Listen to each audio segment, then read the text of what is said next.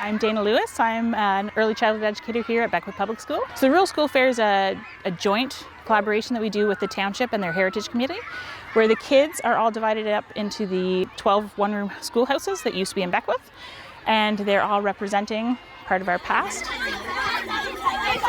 The kids are doing the 4 races. So we have an egg and spoon race, a 3-legged race, a sack race, and an all straight out running race. They have all made posters this week for each of their schoolhouses. And we have community judges from the Heritage Committee who are inside right now judging the children's home crafts that they've done over the summer and also their agricultural entries that they've entered as well. My name is Joy Foster and I'm in grade 6 and I was a part of Gillies Corners one-room schoolhouse. I have a lot of history around it because my grandparents and also my uncles went to the same one-room schoolhouse.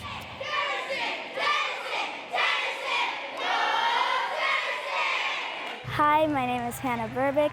I'm in grade 6. My schoolhouse is Tennyson Schoolhouse. In school, we basically learned about how each and everybody had different jobs. The older boys normally went to go get wood, and the girls and all the other people normally tidied up the classroom to get it ready for school.